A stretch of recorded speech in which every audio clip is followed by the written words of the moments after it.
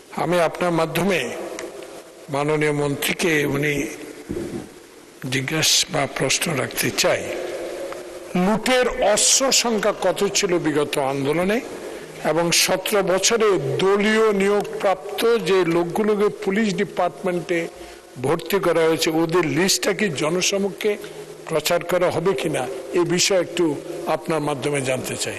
ধন্যবাদ। মাননীয় মন্ত্রী। মাননীয় স্পিকার, এটা একটা খুবই গুরুত্বপূর্ণ প্রশ্ন। যদি মাননীয় সদস্য আমাকে একটা নোটিশ দেন এ বিষয়ে মহান জাতীয় সংসদে আমরা সঠিক উত্তরটা দিতে পারবো।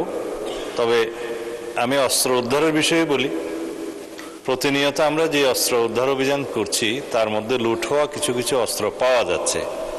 নম্বর থেকে সেটা মিলিয়ে আমরা সংবাদ মাধ্যমেও বলি, প্রেস ব্রিফিংয়েও বলি যে লুট হওয়া অস্ত্র এটা পাওয়া গেছে।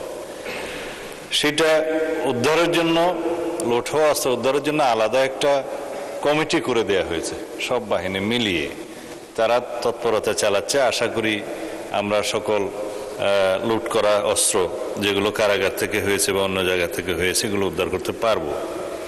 আর একটা বিষয় বলেছে দলীয় ভিত্তিক নিয়োগ, যেটা বিগত ফ্যাসিবাদী সরকারের সময় হয়েছে, সেই জন্য আমরা তদন্ত পরিচালনা করছি। সেটা প্রায় শেষ পর্যায়ে আছে।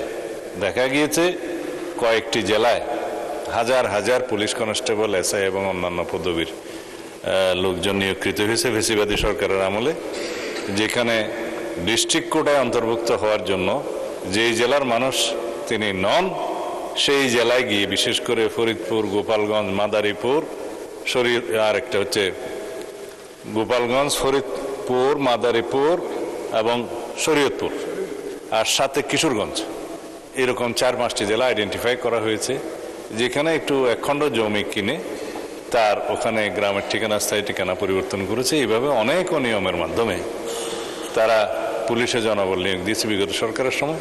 আমরা তদন্ত করে একটা পর্যায়ে এসেছি, সেটা যখন ফাইনাল হবে আমরা জাতির সামনে উন্মুক্ত করব। ধন্যবাদ মাননীয় স্পিকার।